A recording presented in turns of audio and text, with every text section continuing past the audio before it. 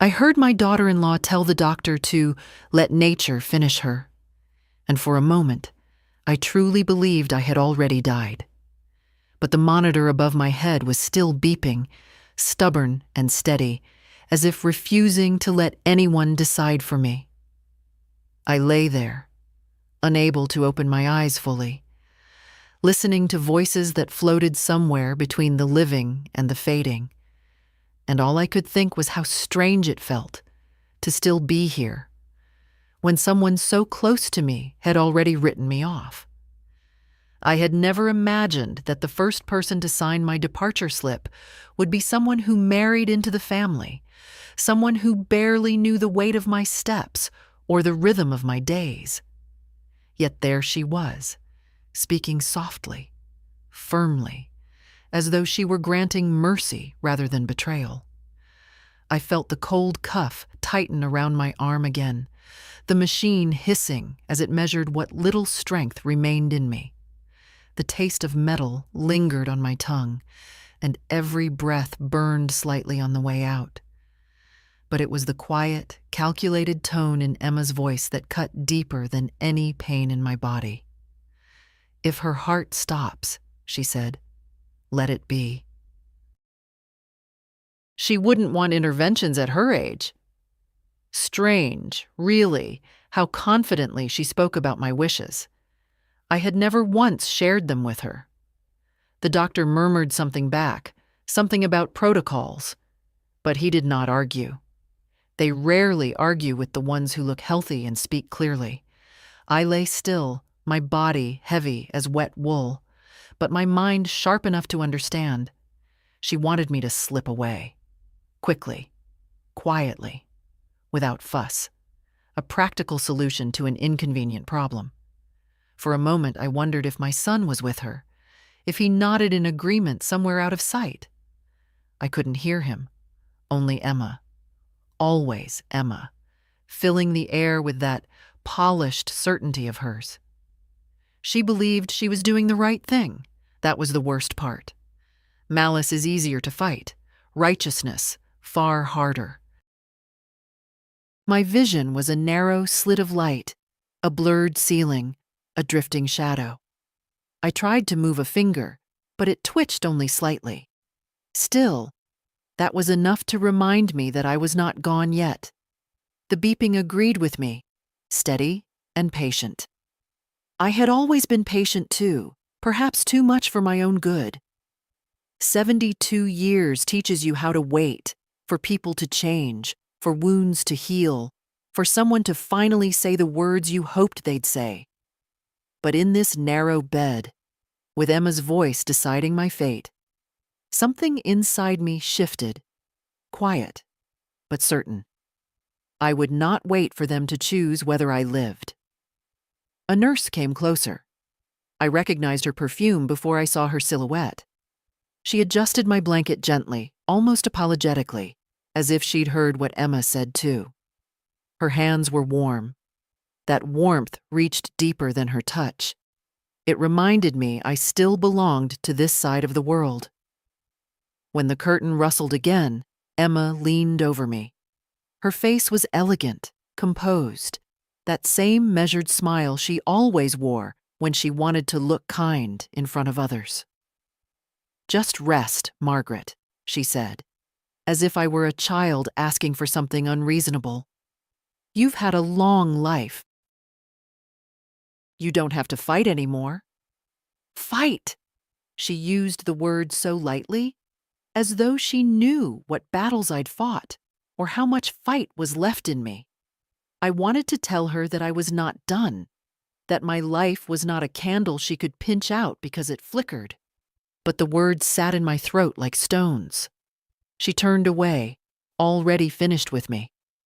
The doctor followed her out, their voices fading down the corridor. The monitor kept beeping in the quiet that settled afterward, slow and stubborn, not ready to yield. Neither was I. And as I lay there, gathering breath little by little, something in me steadied, a thought, a line I hadn't crossed in years. If they wanted nature to finish me, They would learn that nature is far more patient than they are. I was not going anywhere yet. When I finally managed to open my eyes fully, the room around me looked unfamiliar, though I had spent the whole night in it. Hospitals always had that way of erasing distinction, smoothing life into pale colors and soft beeping. Morning light seeped in through the blinds, warmer than I expected, and for a moment it felt almost kind. My body was still heavy, but the fog in my mind had thinned, and I could gather my thoughts one by one, like fallen pins from a sewing box. A nurse walked in, pushing a cart with quiet wheels. She was young, with tired eyes that still held some gentleness. "Good morning, Mrs. Holloway," she said, checking the monitor. Her voice didn't assume anything of me, not weakness, not confusion. That alone made her presence comforting. I wanted to ask how long I'd been sleeping, but my throat felt scraped, reluctant to shape words. She noticed, handed me a small cup of water. "Slowly," she murmured. I sipped, and the water tasted like life returning. It was strange. Lying here so still when inside, I carried a storm no one else could hear. They all thought I was fragile enough to break under the weight of a breeze. Maybe that's why Emma spoke so openly beside me last night. Maybe that's why she believed my silence meant agreement. But silence can hide more than weakness. It can hide growing clarity. The nurse adjusted my pillows. "Your vitals are improving," she said. "You gave us quite a scare." Her eyes stayed on my face a moment longer, searching. I wondered if she'd been the one who heard Emma's request. Some people pretend not to hear cruelty. Others tuck it away in the corners of their eyebrows where their sympathy shows. When she left, the room returned to its steady quiet. I could hear someone coughing in the hallway, the hum of a rolling bed, distant footsteps of a doctor making rounds. All these small sounds made me feel strangely grounded. I had not disappeared. My existence registered here, on machines, in charts, in the eyes of strangers who'd never claimed to love me.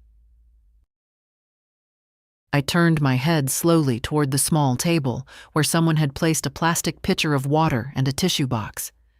No flowers, no cards. Not that I expected any.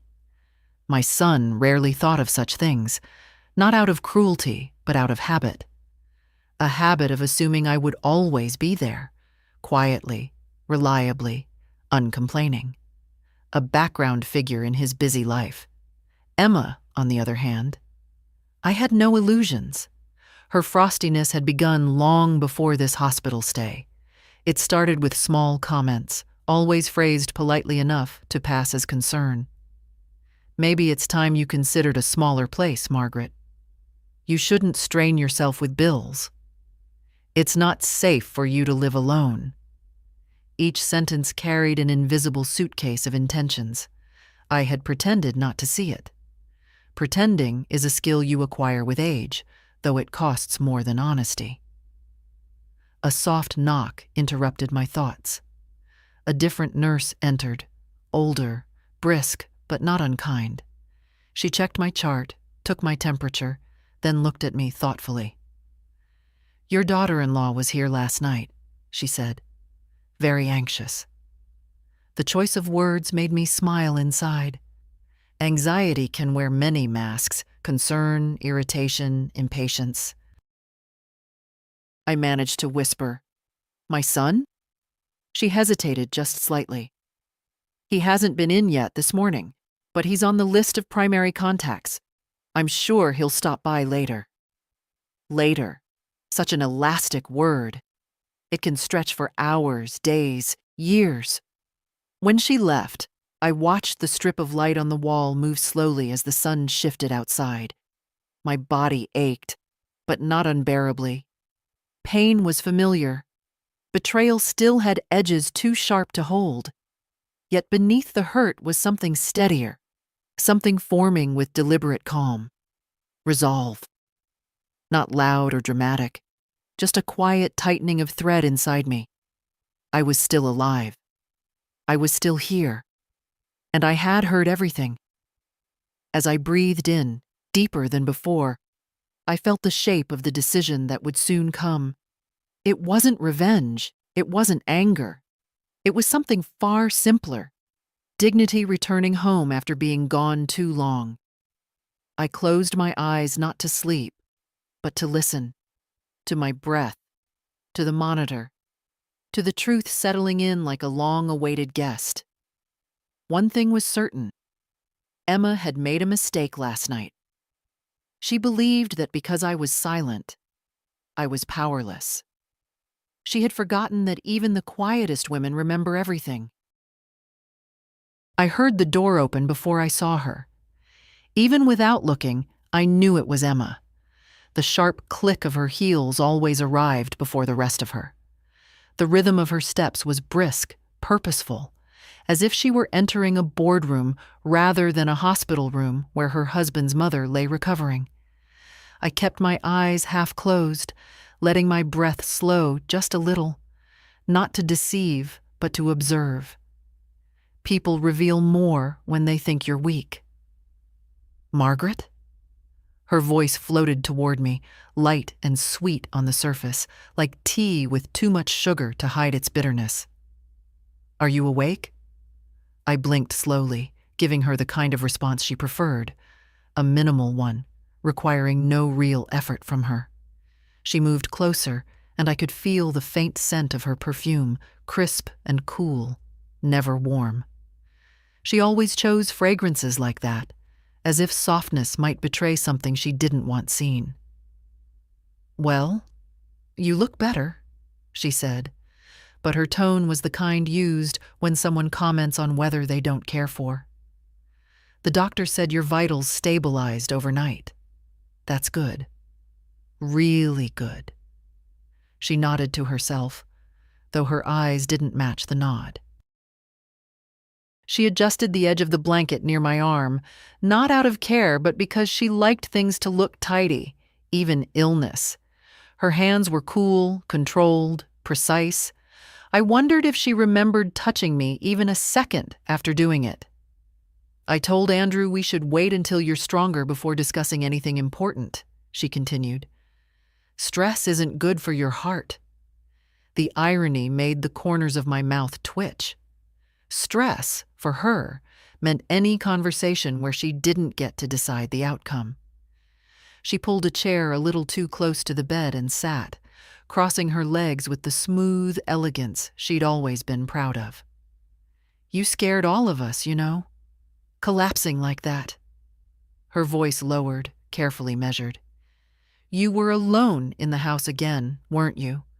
I've been telling Andrew it isn't safe. You need more structured support. Structured support, a polite way to say, somewhere they could keep an eye on my belongings, my papers, my home. I swallowed, still letting silence fill the space between us. Silence makes impatient people uncomfortable. With Emma, it made her talk more, revealing pieces she normally kept tucked away. She smoothed her skirt, another sign she was working herself up to something. The doctor asked yesterday if you had any advance directives. I told him Andrew would handle everything. Of course we want what's best for you. What's best for me? How easily she used that phrase. As if her vision of my future held any tenderness. As if she had spent even a moment trying to imagine what I might want instead of what made life simpler for her. She leaned forward slightly. The thing is, situations like this remind us how unpredictable life can be, and we all want to make sure everything is in order. A pause, deliberate. Your house, your accounts. None of us would want complications if something happened. There it was, finally stepping into the light. I kept my face as still as the sheets beneath me, not out of fear, out of clarity. If Emma thought I was too weak to understand, she'd keep talking. And she did. Andrew worries, she went on. He may not say it, but he does. He feels responsible. You've lived alone too long, Margaret, and you have too much on your plate at your age. Bills, taxes, maintenance, it's a lot. We don't want you to be overwhelmed. I remembered the sound of her voice the night before. Let nature finish her. And wondered how she could sit beside me now with that same careful smile. But I said nothing. I let her fill the room with her justifications. She reached into her purse and pulled out a folder. Thin, neat, labeled with my name. I brought these forms, just practical things. We can look at them later, when you feel up to it. Power of attorney, health directives, property planning. Nothing urgent. Nothing urgent. Yet she carried the forms with her to the hospital at dawn. She placed the folder on my bedside table, tapping it lightly with manicured nails. We're only thinking of your comfort, Margaret. That's all. For a moment, she looked at me closely, as if trying to read whether any of this was landing the way she hoped. I kept my gaze soft, unfocused. An old woman recovering from a medical scare, harmless, malleable, not worth being wary of. She exhaled with satisfaction. I'll come back later, she said, standing. Try to rest. You need your strength. She walked to the door, her heels clicking out a polished farewell. And just before leaving, she added, We'll all feel better once everything is settled. When the door closed behind her, the room felt larger, as if her shadow had been taking up too much space. The air was cooler, too, gentler. I lifted my eyes to the folder on the table. Settled. I breathed in slowly, letting the quiet settle around me on my own terms. Emma thought she had seen all of me. An aging woman, a fading one. Someone who would accept her decisions without question. She had forgotten something essential. I am old, yes. But I am not done. I heard Andrew long before he entered the room. My son never learned how to walk quietly. His steps always carried a sort of restless energy, as if he were in a hurry to leave any place he entered. Even when he was a child, he couldn't stay still. Shoes tapping against the floor, fingers drumming on the table, eyes already drifting toward the next thing he wanted to do. Some habits never soften with age. Mom? His voice came from the doorway, careful and bright. The way people speak to someone they're not sure will answer. I turned my head slightly, enough to let him know I was awake. He came closer, and for a moment I could study him without needing to respond. His face drawn, a crease between his brows, that familiar mix of guilt and impatience tightening his mouth. He looked older than his 45 years, but stress ages people faster than birthdays do. You scared us, he said, pulling up the chair Emma had used earlier. The doctor said it was a pretty serious drop in blood pressure, and the pain. Mom, why didn't you call sooner? His voice trembled almost convincingly. I managed, I whispered. Speaking was easier than yesterday, though my throat still felt fragile. He nodded, relieved by the sound of my voice, as if my ability to respond made this visit simpler for him. He reached for my hand, squeezed it lightly, and I wondered whether he felt the tremor in my fingers. He used to hold my hand with certainty, the way sons do when they still believe their mothers are unbreakable. Now he held it like a responsibility. We need to make sure you're not alone so much, he continued. It's getting harder for you, Mom, and I can't always get away from work. Emma is juggling everything too. We just want you safe. His words fell into the room gently, but the edges were sharp. I blinked slowly. "You're both busy," I murmured. He leaned back, rubbing the back of his neck the way he did when conversations drifted toward things he preferred to avoid. "Busy, yes, but also realistic. The house is too much for you. The bills, the repairs." He glanced at the folder Emma had left on the table. He tried to hide the glance, but I noticed. "We've been thinking, maybe it's time to simplify things. For everyone." Simplify. Another polished word. People like Emma loved hiding decisions inside delicate phrases. Andrew, though, his tone was less practiced. He still stumbled around the truth, still tried to soften it for both our sakes. "I mean," he continued, clearing his throat, "if something happened, God forbid, we'd be scrambling. Your documents are all over the place, Mom. Your insurance, the deed, the investments. Emma said we should at least help you organize everything." The way he said Emma, leaning on her judgment, not his own, told me more than he intended. He glanced again at the folder, his knee bouncing with that nervous rhythm he'd never outgrown. He hesitated, then added, "We just don't want complications later." Later. The same later the nurse had used. The same later Emma wrapped around every sentence like a lace ribbon hiding the rope beneath. He talked for a while, about logistics, safety, responsibility. Words that sounded like care if you didn't listen too closely. But I was listening closely. Closer than he realized. He never once mentioned what I wanted. Only what would ease the burden on him and the woman who hoped nature would finish me.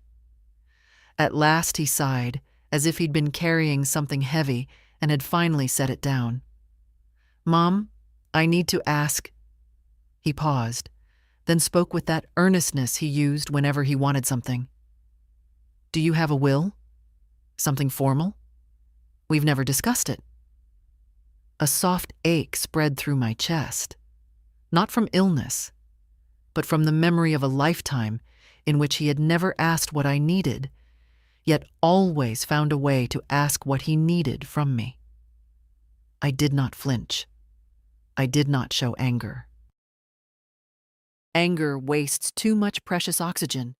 Instead, I let my voice come out as a whisper. "Why now?" He blinked quickly, startled by the question. "Because of what happened," he said. "Because this episode made us realize how fragile things are. We just want to prepare. That's all." The beeping of the monitor filled the silence that fell between us. I watched him fidget, adjusting his cuffs, avoiding my eyes. Guilt flickered across his face, faint but present, like a lamp left on in an empty room. I thought of Emma's words from last night. Let nature finish her. And now here was my son, talking about wills and documents before I could even sit up properly. Perhaps he didn't know what she'd told the doctor. Perhaps he did. Either way, they were aligned in their plans, if not in their methods. When Andrew finally stood to leave, he squeezed my shoulder gently. "We'll handle everything, Mom. You just focus on getting better." He meant it as comfort, but all I felt was the shape of a truth I had tried to ignore for too long. They wanted control over my future, and they assumed I had none. As the door closed behind him, I let my eyes drift to the folder again, smooth, thin, insistent. Everything, it seemed, was beginning to come into focus. The morning air in the room felt cooler, almost sharp, as if reminding me I was still alive enough to feel discomfort. A tray with untouched breakfast sat near my bed, oatmeal turning stiff, tea losing its warmth. I stared at it without hunger. Instead, my eyes drifted to the few belongings the nurses had placed on the narrow shelf beside me. Small things, but each one carried a weight heavier than its size. My glasses lay crookedly on top of my handbag, the left arm slightly bent. I remembered bending them myself last week while tightening a screw in the kitchen cabinet. I had told no one. Not because there was no one to tell, but because I'd grown used to solving my own small battles quietly. The bent glasses now looked like a tiny record of that solitude, one no doctor needed to diagnose. Next to them lay my watch. The strap was worn, thinning where the clasp always pressed against my wrist. The watch still worked, ticking faithfully even as my heartbeat had faltered. I lifted it slowly, feeling the faint vibration of its tiny engine. I used to check it constantly, timing my day around chores, meals, small errands. Lately, time had felt like something slipping away unnoticed, thinning like the strap itself. On the shelf was also a folded cardigan the nurse had found in the ambulance. Soft wool, pale gray.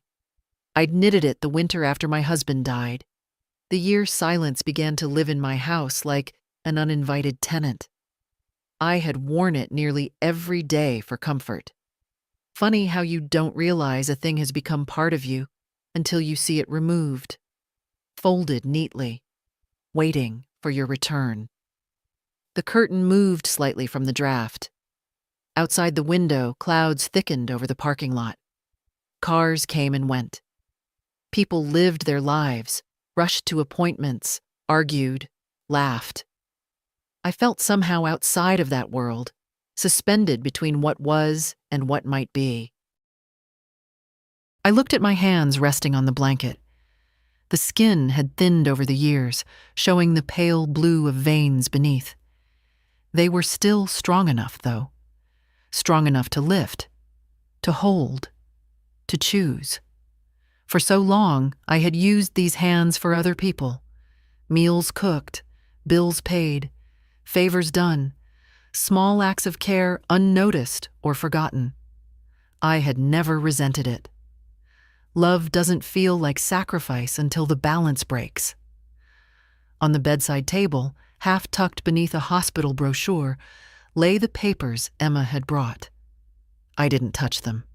The edges peeking out were enough to read the words printed in bold: authorization, transfer, durable power of attorney. They sat there like vultures, waiting for the right moment to descend.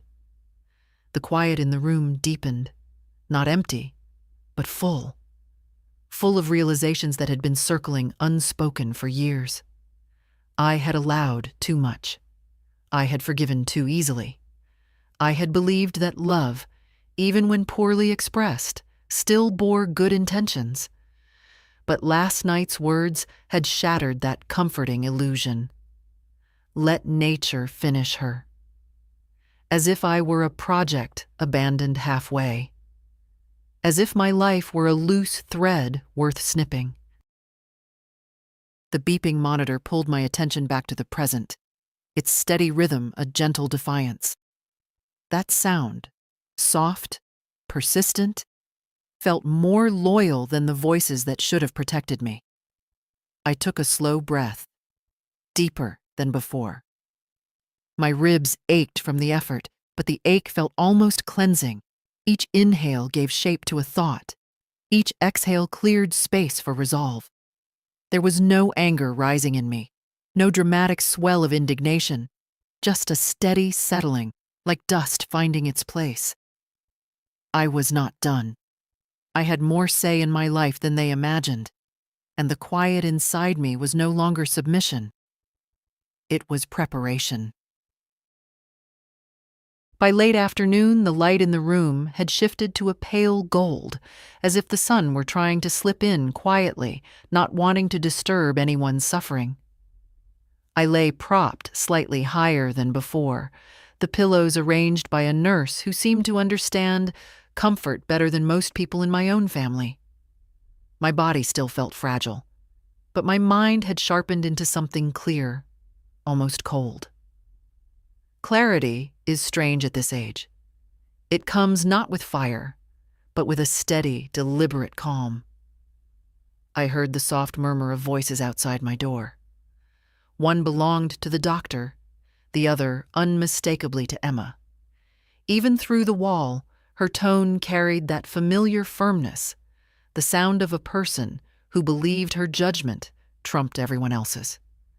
I closed my eyes, not out of fear, but to listen better. "Her condition is stable," the doctor said.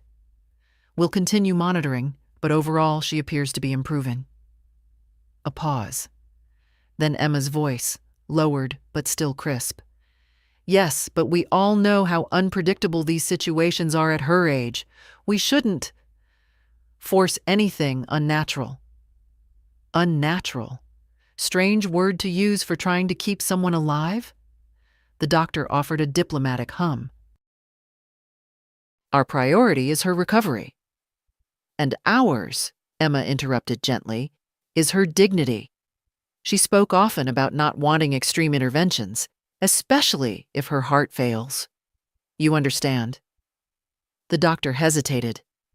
I felt it rather than heard it. "Legally," he said, "I need clear directives from the patient herself unless we have documentation." Emma pressed on. "She's tired. She's been declining for a while. Andrew and I can help with those decisions." "Help," she said, as if deciding how I should die were an act of generosity. I opened my eyes and turned my head toward the door. Shadows rippled against the curtain. Their conversation felt like a slow tightening of a rope, each word meant to pull choice out of my hands. My pulse stayed steady, not from indifference, but from something deeper. I had lived through storms harsher than this, and none had taken my will from me. The doctor eventually entered. He smiled politely, professionally, but I could see something guarded in his eyes. Hesitation, perhaps. Emma followed a moment later, her smile perfectly arranged, as if she had rehearsed it in the hallway. "Margaret," the doctor said, "we want to make sure your care reflects your wishes. Do you have any advance directives? A written plan?" Before I could answer, Emma stepped closer. "Doctor, she really shouldn't worry about paperwork right now. Stress will only—" I lifted my hand, slowly but deliberately. The small motion was enough to stop both of them. "I can speak for myself," I said, my voice thin but steady. Emma froze, the smile still on her mouth but no longer fitting her face. The doctor nodded. "Of course, Mrs. Holloway. I have no directives," I continued, "and I want full care, whatever is necessary." Emma tried to interrupt. "Margaret, you may not understand the—" "I understand perfectly." My gaze did not move from hers. "And I am not done making decisions." For a moment, she simply stared at me, stunned into silence. She had built her plans on the belief that I would remain quiet, that weakness meant compliance. But there is strength in stillness, too, if one chooses to use it. The doctor cleared his throat gently. "Very well. We'll proceed accordingly." Emma forced a smile, but her fingers tightened around her handbag, the knuckles whitening. I watched her, not with anger, but with a growing steadiness. She had expected me to drift away quietly, like a candle burning down to its final inch. Instead, she found a flame she could not snuff out with a sentence. After the doctor left, she remained by the foot of the bed, adjusting her composure like someone tugging a wrinkled dress into place. "You shouldn't exert yourself," she said softly. "There's no need to make this harder." Harder for whom, I wondered. I let the silence answer for me. Silence, when used with intention, becomes a boundary. She lingered a moment longer, then turned to go, her steps more rigid than when she'd arrived. When the door closed behind her, the room felt lighter, the air clearer. Something inside me had shifted, not loudly, but decisively. I had spoken only a few words, yet they carried the weight of a choice I had not made in years, a choice to stand for myself, even from a bed. The monitor beside me beeped on, steady and patient, as if agreeing with the decision. I was not finished, and I would not let anyone finish me. Night in a hospital has its own sound. Not silence exactly, but a softened world. Distant carts rolling, muted conversations at the nurse's station, someone coughing down the hall. I lay awake, not from pain, but from a sense that something had shifted inside me and refused to let me rest.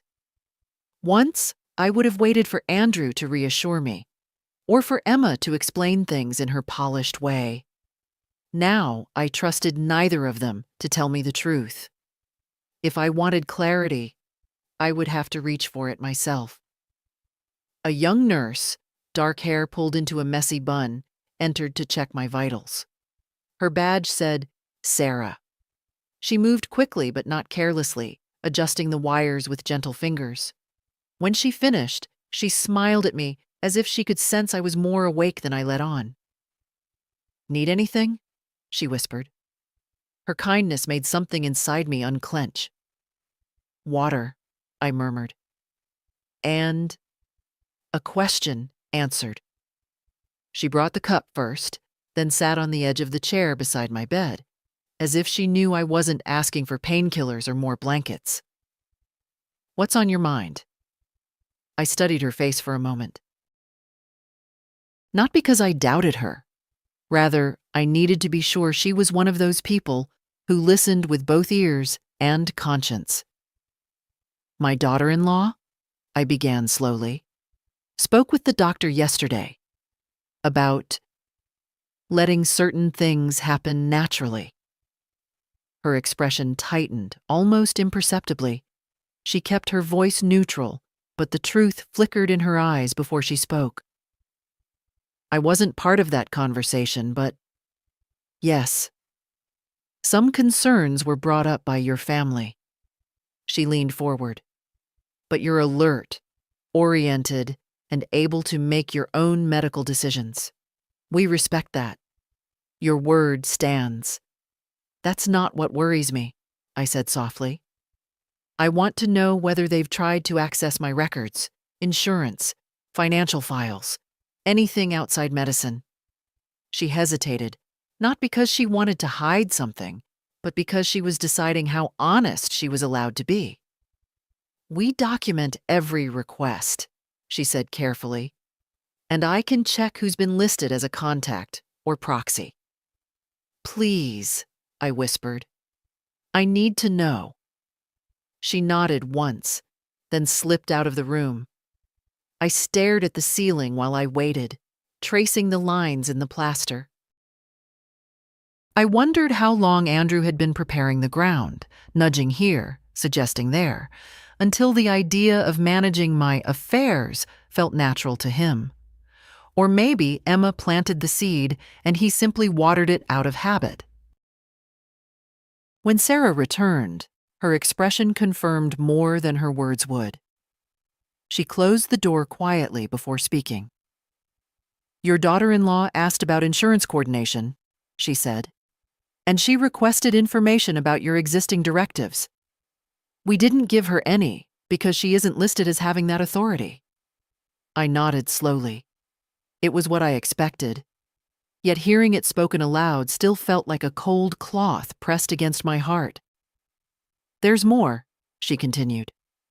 Your son asked about points of contact with your primary physician and whether certain authorizations could be transferred. He didn't phrase it in a suspicious way, but it raised flags. My fingers tightened slightly around the blanket. I see. I'm telling you this, Sarah said gently, because you have the right to know who is trying to make decisions on your behalf. and because your doctor has formally noted your capacity to make your own choices." "Thank you," I said, and my voice steadied.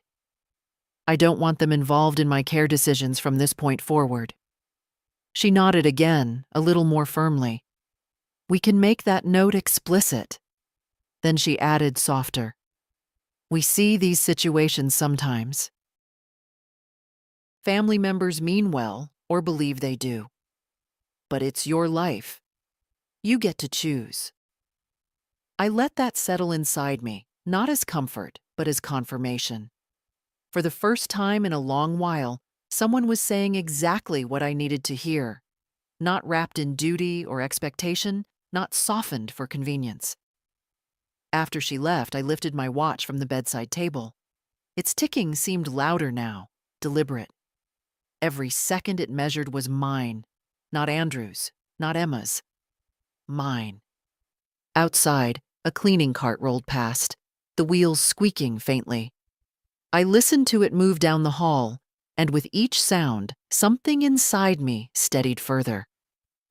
The fear that had clung to me these past 2 days loosened its grip, replaced by something older and stronger. Something I'd nearly forgotten I possessed. Resolve? I would recover. And when I did, I wouldn't return to the life they had planned for me. My life was still mine, and I was ready to reclaim every inch of it. By the next afternoon, the sky outside my window had turned a dull gray, as if the weather itself were echoing the heaviness settling in my chest. I wasn't weaker. If anything, my body felt slightly steadier. But the fatigue around my ribs had grown, like a reminder that I wasn't invincible. Still, I stayed propped up, alert, listening for every footstep in the hall. Emma arrived just past 3. Her knock was polite, but unnecessary. She never waited for permission. She walked in with the same bright expression she wore when greeting neighbors, pleasant, practiced, hollow. "Oh, good. You're awake," she said, setting her handbag on the windowsill as though she owned the place. "I wanted to check on you before my meeting." I nodded faintly, and she took it as an invitation to continue. She moved around the room, straightening things that didn't need straightening. A brochure, my water cup, the edge of my blanket. It was the kind of fussing people mistake for care. "The doctor said you're improving," she went on. "That's wonderful news. Andrew will be relieved. He's so overwhelmed with work lately." Her tone made it sound like my survival was an inconvenience added to his schedule. She smoothed her skirt, then leaned closer, lowering her voice as if about to share something intimate, not with me, but about me. "I spoke with the insurance coordinator this morning," she said, "just to make sure everything is aligned for your ongoing needs." I let my breath stay slow, steady.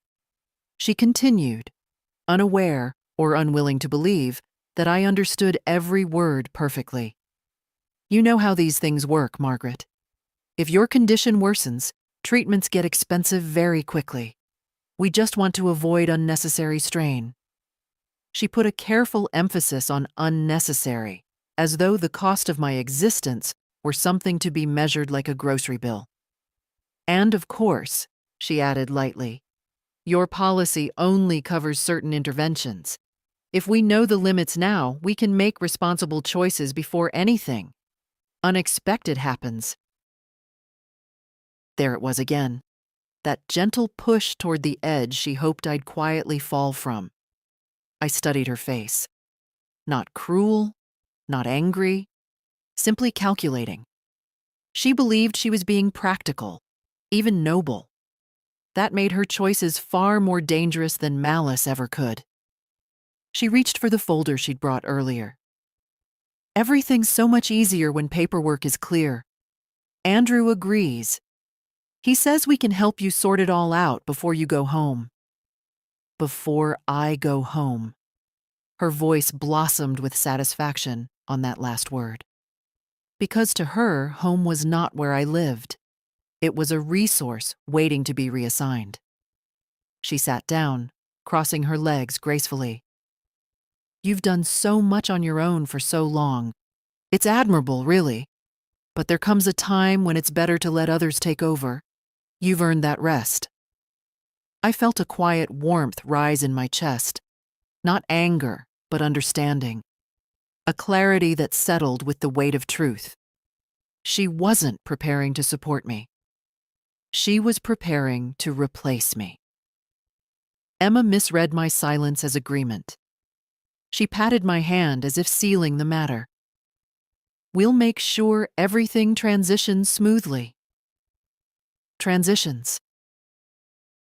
Another word that meant more to her than she dared to say aloud. She stood to leave, smoothing her blouse, checking her reflection in the darkened window. You focus on healing, she said brightly.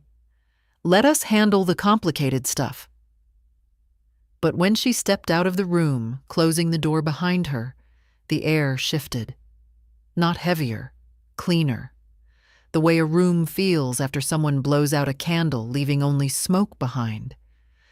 I stared at the folder she expected me to sign, and for the first time, I felt something sharper than resolve, steadier than fear. Awareness. They weren't planning for my recovery. They were preparing for my absence. And that meant I had no time left to remain quiet.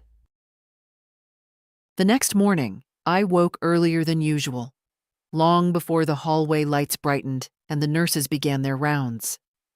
My body still felt fragile, but it no longer frightened me. Weakness was familiar. Dependence was not.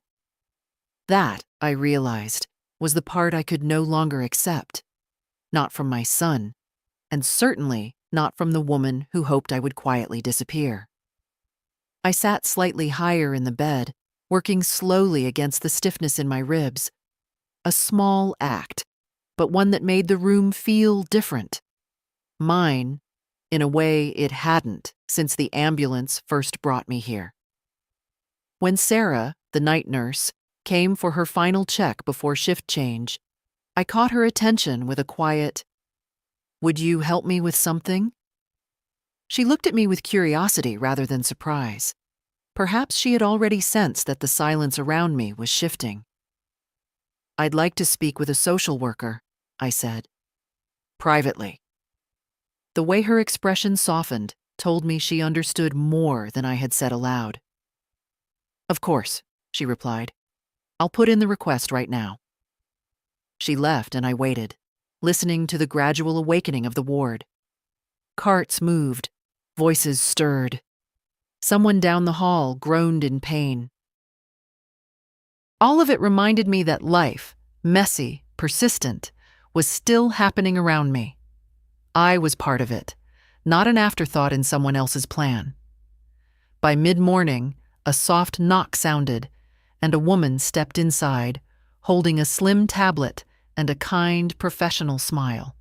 Her badge read, Maria, Clinical Social Services. "Mrs. Holloway, I hear you wanted to talk." Her voice held no assumptions, no rush. It was the first conversation in days where I didn't feel managed. "Yes," I said. "Please sit."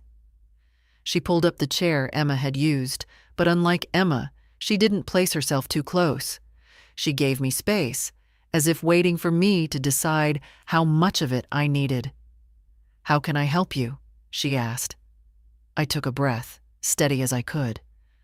"I want to understand my rights, medical, legal. Who can access what? Who cannot?" Her eyebrows lifted slightly, not from shock, but recognition. She had heard versions of this question many times before. "Has someone been trying to make decisions for you without your consent?" "Not directly," I said. "But indirectly?" "Yes. And I want to be prepared." Maria nodded with a slow seriousness that made me trust her instantly. She opened her tablet. "You're mentally competent. Your chart notes confirm that." You have full authority over your care. No one, family or otherwise, can override your choices unless you've signed documents giving them that power. And if someone asks for that power, then it's up to you, she said. But nothing is transferred without your signature, and you can revoke permissions at any time. The relief I felt was not warmth, it was sturdiness, like the ground settling under my feet after shifting too long. I'd like to review my emergency contacts, I said, and update permissions. Of course. She turned the screen toward me. Right now, your son is listed as primary. Your daughter-in-law has no direct privileges, but she's noted as family support. Family support. The phrase tasted bitter. I want to remove her from the list entirely. Maria nodded without hesitation. Done. And your son? I paused. My heart didn't ache the way I expected. It felt quiet, resigned. He may remain, I said slowly, but with limited access. Updates only. No decision-making authority. Understood. As she typed, I watched the lines of text change. Small adjustments to a digital file, yet monumental shifts in my life. No arguments, no guilt, no manipulation. Just my choices, finally given space to breathe. When she finished, she looked up. Is there anything else you'd like? Yes. I felt my voice deepen with resolve. I need information on legal support, estate planning, protection of assets. The words felt strange on my tongue, strong, deliberate, but not out of place. Maria's smile warmed. I can put you in touch with our legal liaison. Many patients need guidance when families overstep. Overstep. A gentle word for something far more damaging. She stood, but before leaving, she added softly, You're doing the right thing, Mrs. Holloway.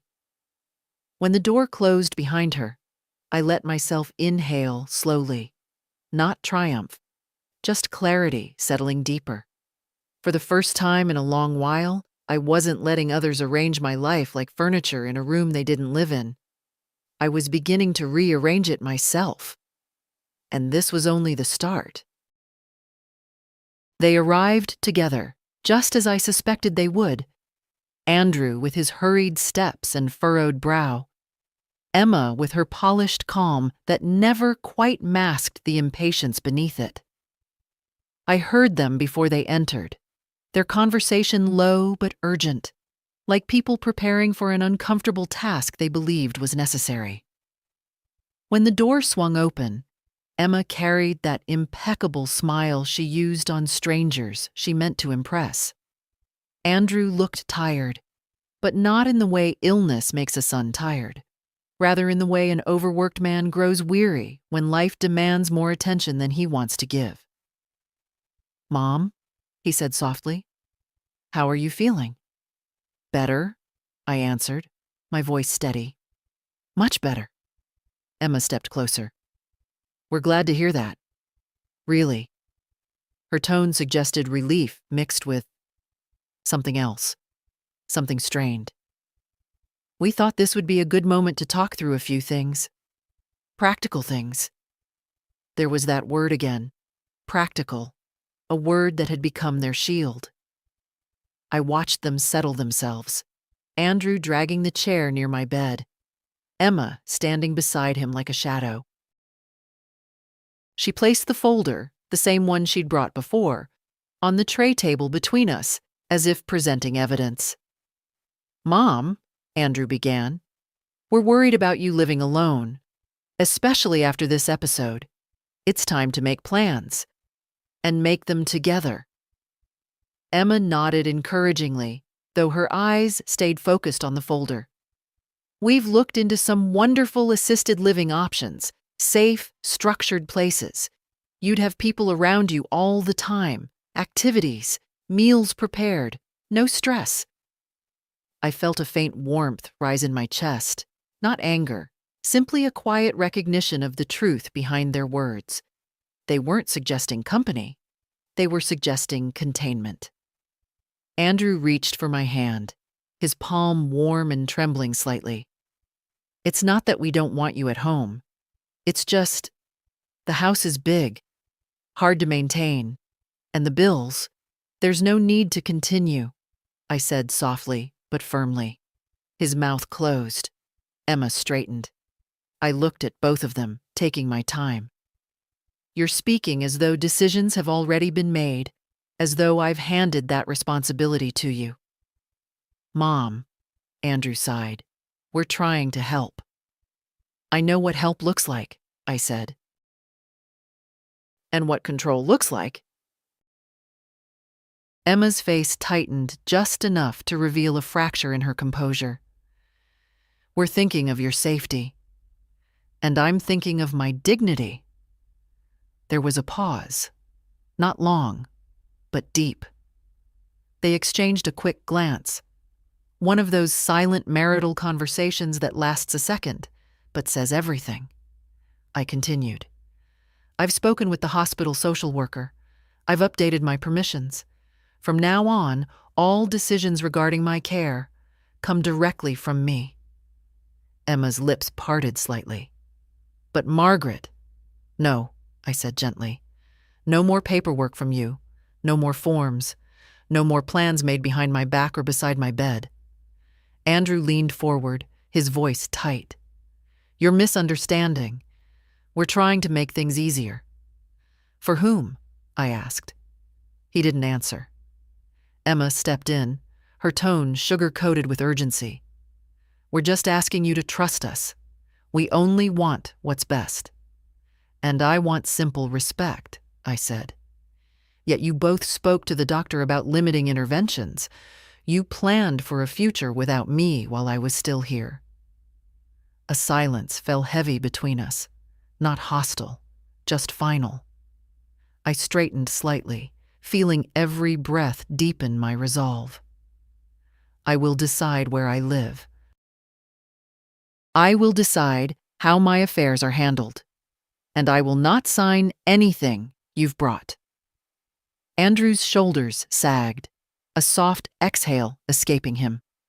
I wondered if it was disappointment, or merely the collapse of convenience. Emma was less subtle. Her expression tightened with the slightest flicker of frustration before she smoothed it away. We should give her time, she whispered to Andrew, though she meant for me to hear. Yes, I said quietly. You should. They stood, uncertain, as if the room's center of gravity had shifted. For years I had softened every edge for them. Today I did not. They left with carefully measured politeness, but when the door closed behind them, the air felt clearer, as though I had finally opened a window that had been stuck shut for years. I rested my hands on the blanket, letting the quiet return. Not emptiness. Freedom. The legal liaison arrived just after noon, announced by a soft knock and a brief introduction from a nurse. He was a man in his 60s with kind eyes and a briefcase that looked older than both of us combined. His badge read, Attorney Consultant, J. Klein.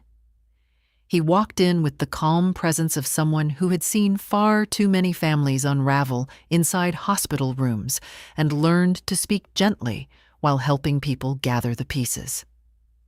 Mrs. Holloway, he said, approaching my bed. I understand you wanted information about protecting your personal and financial boundaries.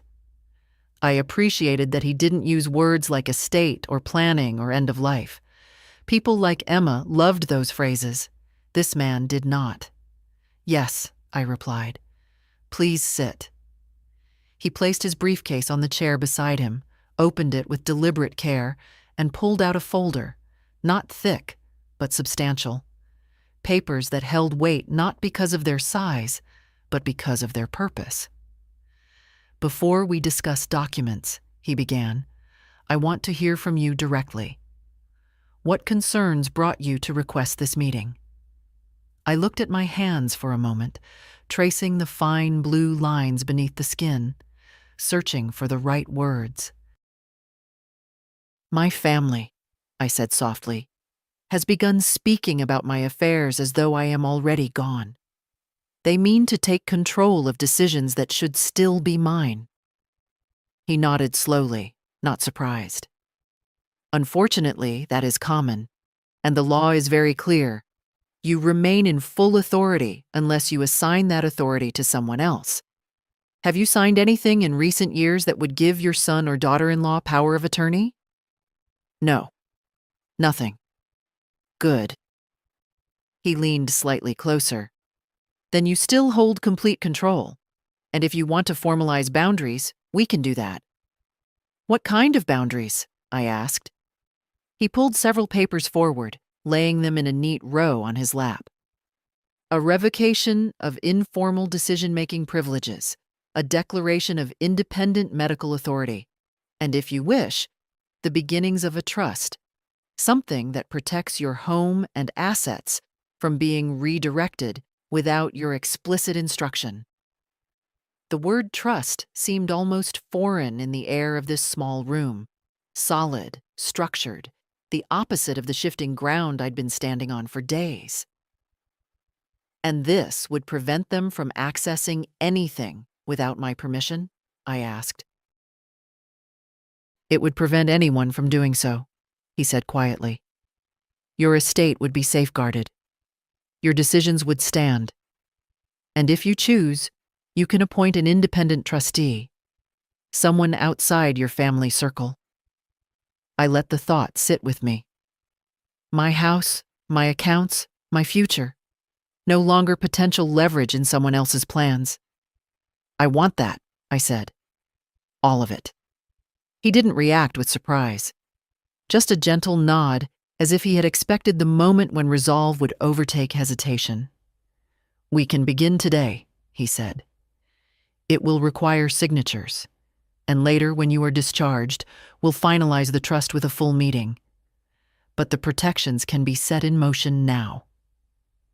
For the first time in days, I felt something open in my chest. Not relief exactly, but breath. A full, steady breath that reached the bottom of my lungs. He set the documents on the rolling tray table, adjusting it so I could see clearly. His movements were unhurried, respectful, as though these papers were something sacred, not because of their content, but because of what they represented. A nurse entered briefly with pain medication, saw the attorney, and smiled knowingly. Take your time, she whispered to me. Don't let anyone rush you. Her words echoed warmly inside me. When she left, Mr. Klein continued, I want you to read these slowly. Ask questions. This is about your strength, not your surrender. I picked up the pen he offered, simple, black, weighty, in a way that felt symbolic. My hand trembled slightly, but not from weakness, from certainty. For years, I had built my life around helping others, supporting, smoothing, giving. It had never occurred to me that the quietest fight I'd ever face would happen in a hospital bed. But here I was, and I was choosing my future myself. Mr. Klein waited patiently as I signed the first page. My name steady, sure. With each signature, something small but profound shifted inside me. I was no longer the woman Emma could dismiss with a whisper. No longer the mother Andrew assumed would yield. I was myself again, fully, decisively, and I was not finished yet. Emma arrived before Andrew this time. Her heels struck the floor with more force than usual, the sound of a woman who felt her control slipping and was desperate to reassert it. She didn't bother knocking, simply walked in and closed the door behind her with a care that did not match the sharpness in her eyes. I heard you met with a legal liaison, she said, not even attempting a greeting. Her smile was thin, brittle at the edges. Andrew and I weren't informed. You didn't need to be, I replied. She blinked, just once, but the surprise was unmistakable. She had grown used to me cushioning everything I said. It must have felt strange to her now, hearing my voice without apology. She stepped closer, lowering her voice to a tone meant to sound reasonable. Margaret, you're recovering from a serious episode. This isn't the time to make complicated decisions.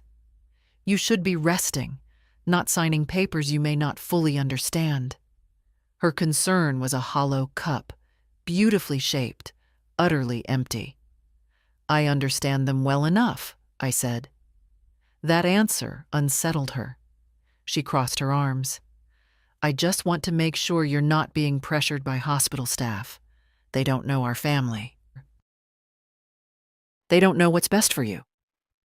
No, I agreed calmly. But they listen, and they respect my choices. Something flickered behind her expression. Irritation, quickly smoothed away. She softened her voice again. You know Andrew only wants to help. You know that, don't you? I studied her carefully. Do you? The question landed like a stone dropped into still water. She drew a breath, steadying herself. This is unnecessary conflict, she said. If you had questions about your affairs, you could have come to us. We could have handled everything discreetly. Discreetly. Another word shaped to hide intent. Before I could answer, the door opened again. A nurse stepped in, tall, composed, one of the senior staff whose authority carried weight even Emma respected. Mrs. Holloway, the nurse said, addressing me directly, I'm here to confirm updates to your care access. I'll need just a moment. Emma moved toward her. I'm her daughter-in-law. You can speak to me as well. The nurse gave her a polite but immovable smile. I'm sorry, ma'am, but Mrs. Holloway has restricted access to approved contacts only. You are not listed. The stillness that followed was sharper than raised voices. Emma stared at the nurse, then at me, as though she couldn't quite comprehend the shift in power. I'm not listed? She repeated, trying to keep her voice even. No, the nurse said. Mrs. Holloway's directives are fully in place. Emma's face tightened, just for a heartbeat, but enough. The nurse finished her confirmation quickly, nodding to me with professional respect before leaving the room. The moment the door clicked shut, Emma exhaled, the sound small but sharp. So that's how it is, she said. You want to shut us out? No, I answered quietly. I want control of my own life. I've always supported you, she insisted, though her voice trembled with something closer to anger than hurt. Everything I've done was for your benefit. I didn't raise my voice. I didn't need to. You told a doctor to let nature finish me. Her face drained of color, then flushed again. You weren't conscious. You misunderstood. I was emotional, worried about your suffering. I looked at her steadily. I heard you. Every word. For the first time since she'd entered my life, Emma had no immediate reply. She pressed her lips together, gathering what dignity she could, and reached for her handbag. Andrew will talk to you, she said at last, each syllable clipped. He'll know how to sort this out. I didn't answer. There was nothing left to sort. She left with her head high, but her steps were uneven, heels clicking too fast, too loud, like someone trying to outwalk the truth. When the room fell quiet again, I closed my eyes and let the silence settle. Not peace yet, but protection. And for now, that was enough. The morning of my discharge arrived quietly, without the dramatic weight I once imagined such a moment would hold.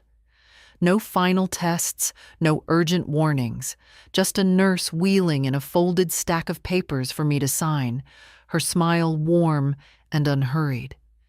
My body still felt tender in places, but it held me, and that was enough. Strength doesn't always return with noise. Sometimes it settles like a hand on your shoulder, steady and sure.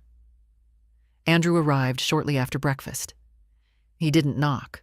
He walked in quickly, breath slightly short, as if he had rushed through the parking lot.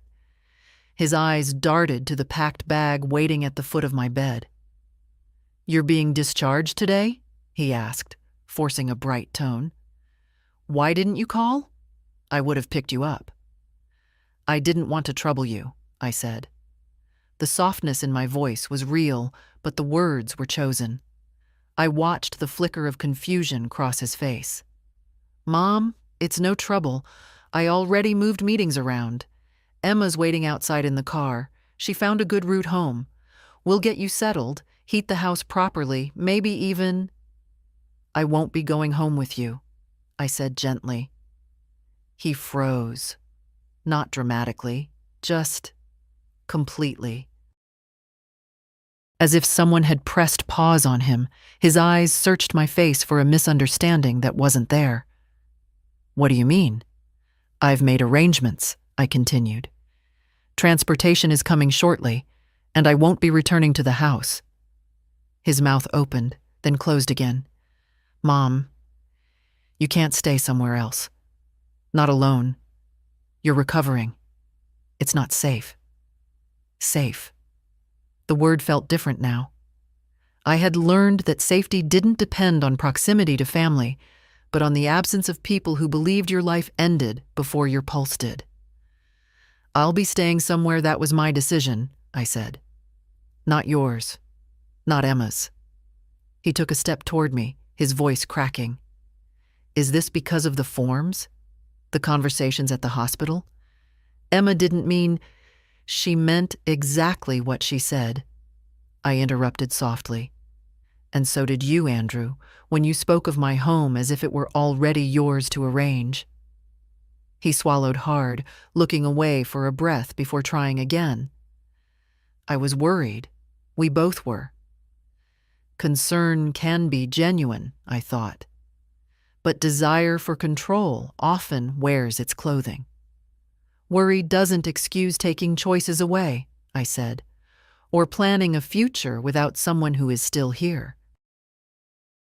He sat heavily in the chair near the bed, running a hand through his hair, the way he did as a boy when he felt caught in something larger than he knew how to handle. "Mom, I don't understand why you're doing all this." "Because I heard you," I said simply. "I heard Emma. I saw the way decisions were being shaped around me, not with me." He closed his eyes. A quiet exhale left him, not quite guilt, not quite grief, something in between. Before he could gather another sentence, a knock interrupted us.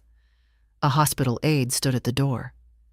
"Mrs. Holloway, your transportation has arrived." Andrew turned toward the aide, stunned. "She didn't arrange anything with us," he said, as if that alone could halt the moment. "Arrangements were made directly with our office," the aide replied politely. I reached for my cardigan, the gray one folded neatly by the nurses, and slipped it over my shoulders.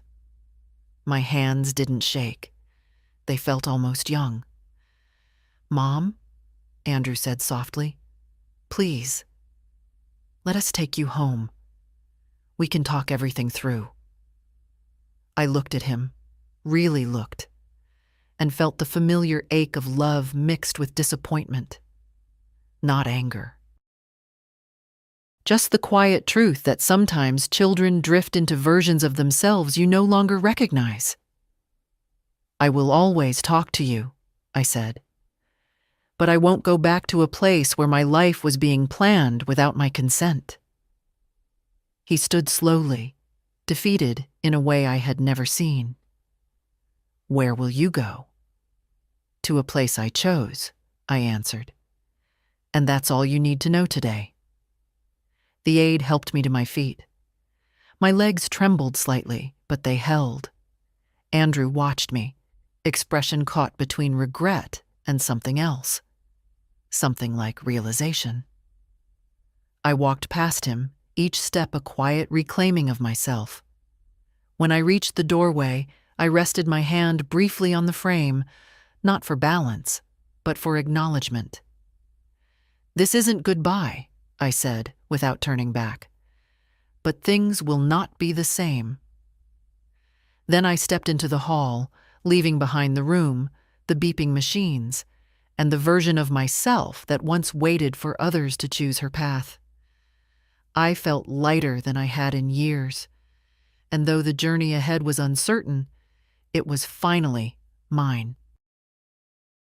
The drive to the residence took about half an hour, though it felt shorter. Perhaps because I spent most of it looking out the window, letting the world pass gently by, unhurried for the first time in years. The landscape shifted from city streets to quieter roads lined with tall maples, their branches arching overhead like a softened crown. It felt appropriate, almost ceremonial, as if life itself was acknowledging the change. The car stopped in front of a building made of warm brick and glass. Modern, but not cold. It didn't resemble a facility or a place people were left behind. It looked, lived in, welcoming, a place built for choices, not endings. A woman greeted me at the entrance, introducing herself as Caroline, the community director. She didn't speak in that overly bright tone people reserve for the elderly. She spoke to me as though I were still entirely myself. That alone eased something in my chest. "We're glad to have you, Mrs. Holloway," she said. "Your room is ready. If at any point you want to change anything, layout, lighting, even the pillows, tell us. This is your space." Your space. How long had it been since I heard those words without suspicion attached to them? We walked together down a quiet corridor. Sunlight pooled on the floor where the windows stretched tall, and I could hear faint piano music from a common room nearby. Nothing loud, just a soft melody played by someone unafraid to touch the keys imperfectly. When Carolyn opened the door to my room, I stood still for a moment. It wasn't large, but it was bright. A soft armchair near the window. A small writing desk. Clean linens folded neatly at the end of the bed. A vase waited empty, ready for flowers I might choose myself. And for the first time since waking in the hospital, I felt a real exhale leave my lungs, slow and deep. "This is good," I said quietly. Caroline smiled. "You're free to rest, or walk around if you feel steady. Meals are served in the dining hall or delivered to your room. Your choice. My choice. Again." After she left, I sat in the armchair, pulling my cardigan closer around my shoulders. Outside the window, a few residents walked along the garden path, some slowly, some with surprising speed for their age. They moved with purpose, not confinement. No one hovered over them. No one ushered them along. They were allowed to exist without being directed. I let the quiet settle around me. Not the hollow kind that had filled my house after my husband died. This was a different quiet, shaped by freedom rather than absence. I thought of Andrew's face in the hospital room, stunned by the realization that his plans no longer anchored mine. I thought of Emma's sharp calm, the way she had clung to the idea of transition as if it were a kindness. For years, I had been the steady ground beneath all of them, smoothing every rough moment, absorbing every unspoken expectation. But somewhere along the way, the ground had shifted, and I had quietly disappeared behind their needs. Sitting here now, I felt myself return, not loudly, not triumphantly, but wholly. A staff member delivered a cup of tea, steam curling upward like a small ceremony. Chamomile, warm and fragrant. I cupped it in both hands, letting the heat seep into my palms, into the places of me that had been cold for too long. No one stood over me with forms. No one spoke of later, as if I weren't present now. No one hinted that rest was merely preparation for my exit. Here, rest meant something else. It meant I had arrived. I took a slow sip of tea and let the sunlight reach across the floor, inching quietly toward my feet. My life was not ending. It was simply, finally, my own again. The first week in the residence passed quietly, each day unfolding with a steadiness my life had lacked for years. I spent mornings walking the garden path, afternoons reading in the sunroom, evenings listening to the gentle murmur of conversations drifting from the dining hall. No tension, no clipped smiles, no footsteps pacing around me with hidden intentions. One afternoon, as I sat by the window with a book open on my lap, the receptionist knocked lightly on my door. "Mrs. Holloway," she said, "your son is here to see you." I closed the book, marking my place with a finger. I had expected this visit eventually, but the reality still sent a small ripple through my chest. Not fear, just memory. There is a difference. Andrew entered slowly, without the hurried steps he used to carry everywhere. He looked older than I remembered from the hospital, less polished, more human, a man who had spent days thinking about things he had never wanted to examine. "Mom?" he said softly. "You look good." "I feel good," I replied. He glanced around the room, the armchair, the books, the vase now filled with flowers I'd chosen myself. A small nod formed, as if he recognized that this space belonged to me in a way my old house never had. "I'm sorry," he said, the words landing carefully, without theatrics. "About how things were handled, about what Emma said, about what I didn't say."